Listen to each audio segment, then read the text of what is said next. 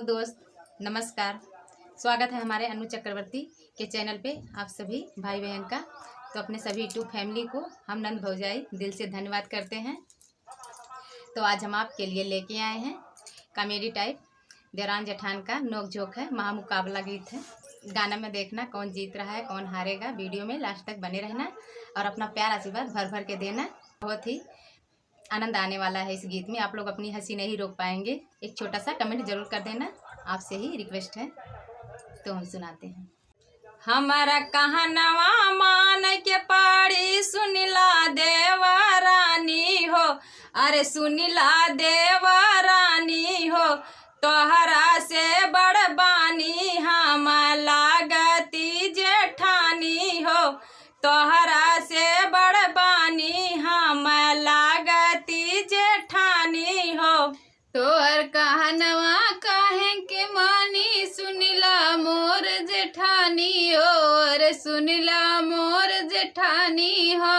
अरे आधा हमरो हिस्सा बाटे सुनिला मोर जेठानी हो, अरे आधा हमरो हिस्सा बाटे सुनिला मोर जेठानी हो। हमारा कहनवा जब ना मनबू सुनिला देवरानी हो, यार सुनिला देवरानी हो। तोहरा चोटिया खींच के मारब हमारी यही कहानी हो, तोहरा चोटिया खींच के मारब हमारी यही कहानी हो। काहे मरबू चटिया खींच के हमके मोरी जेठानी हो, अरे हमके मोरी जेठानी हो।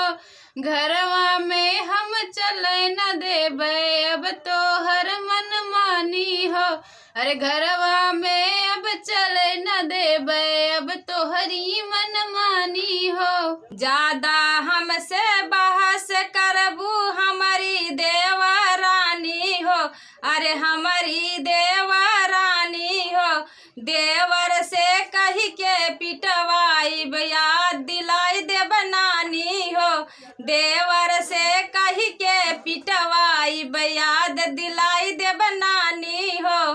देखब कितना पिटवैबू तू सजना से जेठानी हो, अरे सजना से जेठानी हो। हमहू जेठ से कह के तोहके पिटवाइब जेठानी हो, अरे हमहू जेठ से कह के तोहके पिटवाइब जेठानी हो। हमारा कहनवा जब तू करबू गिरी के ज्ञान बताइब हो, हमारा कहनवा जब तू करबू गिरी के ज्ञान बताइब हो, अरे गिरी के ज्ञान बताइब हो। बिगड़ल काम संवर जाई जब राज करबू देवरानी हो, बिगड़ल काम संवर जाई जब राज करबू देवरानी हो। ज्ञान के बतिया जब करबू तब मानब मोरी जेठानी हो, अरे मानब मोरी जेठानी हो। कहे शरीफ घर स्वर्ग हो जाए मिलजुल के रहब जेठानी हो, कहे शरीफ घर स्वर्ग हो जाए मिलजुल के रहब जेठानी हो। धन्यवाद दोस्त।